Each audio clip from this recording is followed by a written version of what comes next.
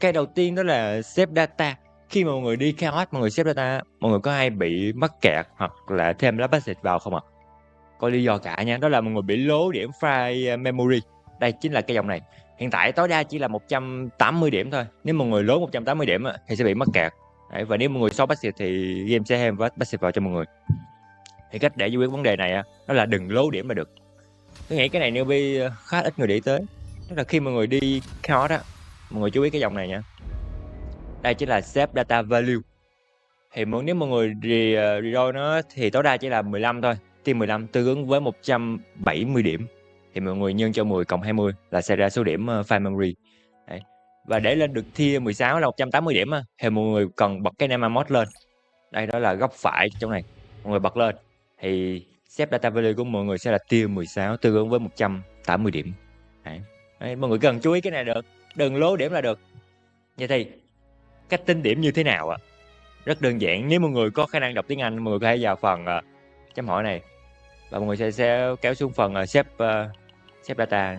Đây thì nó sẽ có để tất cả thông tin. Thì mọi người cũng có thể tìm hiểu cái này bằng cách lên mạng search các kiểu. Mấy ông nước ngoài, mấy ông có cái bảng gì đấy nhưng mà tôi không có lưu về nên là không cho mọi người xem được. Nhưng mà có cách nha, có trang web để giúp mọi người tính toán được. Và đây chính là một trang web mà tôi cũng hay dùng, lúc trước hay dùng nhưng mà hiện tại thì nó khá là lag ấy. Đây nhá, CZN Safecon chấm chấm. Đấy. Rất đơn giản thôi, mọi người chọn một con mọi người muốn build nha, ví dụ như là Chizuru đi, tôi sẽ reset tất cả đây. Đây là tier nè, tier 16 nè, là max là 180 điểm. Đấy, nếu mọi người xóa một card, mọi người nhấn vào mọi người xóa. Đấy, thì nó sẽ tăng lên là 20 điểm, đúng không ạ? Xóa card, xóa starting card là sẽ trừ 20 điểm. Hiện tại thì chỉ có 4 starting card thôi. Đây chính là cái này. Mọi người vào phần card này, đây. Một starting card thì sẽ là 20 điểm, mọi người xóa 4 card thì sẽ là 80 điểm. Còn nếu mọi người xóa card Epiphany thì nó sẽ không tính điểm. Cái cũng rất là đơn giản thôi. Divide thì sẽ cộng thêm 20 điểm. Bây giờ tôi sẽ xóa card Epiphany nè. Đấy, không bond là không tính điểm. Tối đa chỉ xóa được 5 card thôi nhé, không xóa được 6 card đâu. Ví dụ tôi xóa nè. 4 nè. 5 là đúng không ạ? Đây, không xóa được max, chỉ xóa được có 5 thôi. Trong game cũng như thế. Và tối đa chỉ copy được có 3 card thôi nha. Bây giờ tôi divide lên này. Nếu card bình thường divide lên thì sẽ là 20 điểm. Đó. Mọi người có thể tìm hiểu thêm nhé. Nói chung là có một cái bảng tính toán nữa. Này, nếu mọi người thêm một lá nature card thì mọi người sẽ cộng thêm 20 điểm nữa. Epiphany thì sẽ không tính điểm. Nhưng mà Divide thì sẽ tính điểm nha. Divide thì mọi người sẽ tính 20 điểm đấy. Divide mặc định sẽ là 20 điểm. Và nếu mọi người copy cái lá nature card này thì sao ạ? Khi mọi người copy một lá nature card có nghĩa mọi người đã thêm một lá nature card vào thì mọi người sẽ cộng thêm 20 điểm. Và nếu lá đấy Divide thì là 40 điểm. Đơn giản là như thế. Và monster card thì sẽ tùy card monster thì sẽ số điểm của nó sẽ khác nhau. Ví dụ như là mấy card này đi, mấy card này sẽ là 80 điểm nữa. Nói chung mọi người có thể lên đây, lên web, mọi người có thể tính toán thử. Thật ra trong game lúc mọi người đi chaos là đã có sẵn cái đó rồi. Đây, tier 16 Family 180 điểm, copy tối đa là 3 và remove là 5. Đấy, đó là rất đơn giản luôn đúng không ạ? Trang bị mấy cái equipment nếu mọi người gọi là đập đồ nó lên mọi người thêm mấy cái này nọ thì nó sẽ không tính điểm. Persona có tính điểm luôn nha.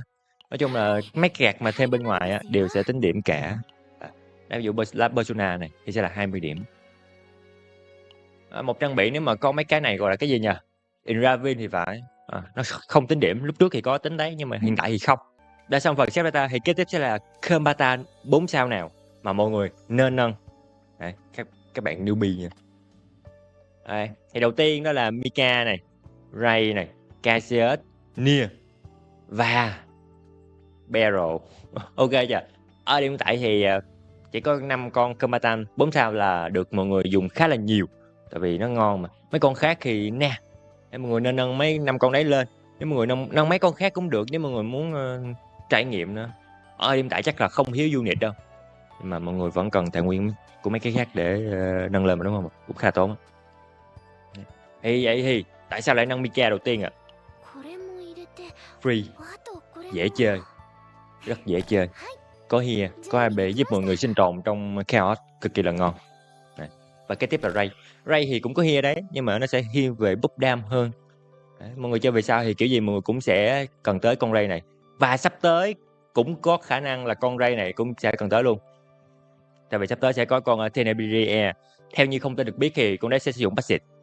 Và cái lá này của con Ray có buff passive kẹt. Bài 80%. Cực kỳ là ngon. Và cái tiếp sẽ là Cassius. Tại sao không phải là Nia mà là Cassius à? Cassius dễ chơi hơn Nia nha.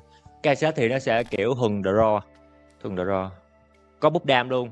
À không, thuần búp đam nha. Thuần búp đam với draw, cả hai luôn nha.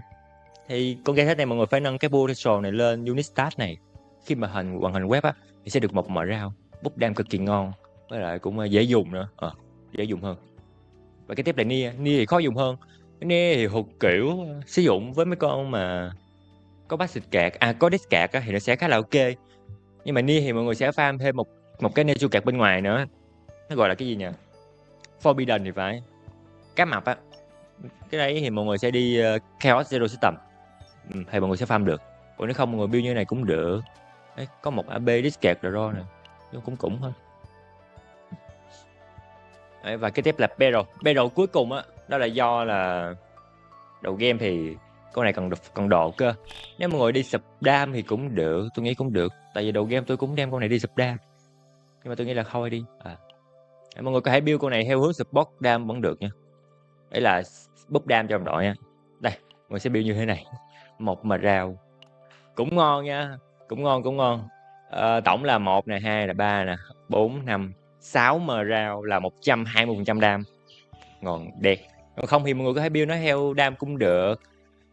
Build đam bằng cách đó là chơi Opponent Foul, Upgrade. Đây nè.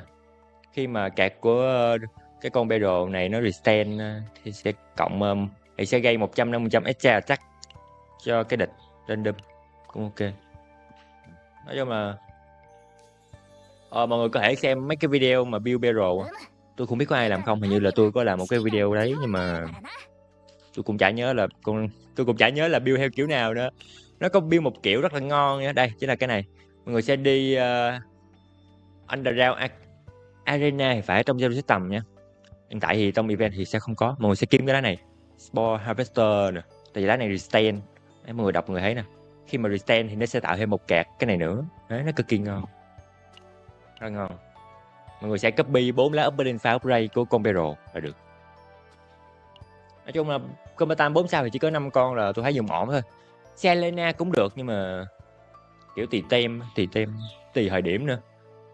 Mùa trước thì con Selena dùng tới. Hiện tại thì hình như vẫn dùng tới được. Có mấy ông YouTube build content cũng ok phết. Nhưng mà mọi người nên cân nhắc nha, Ok, và video này hết là xong. Ở content của video sắp tới thực ra tôi cũng chưa nghĩ tới.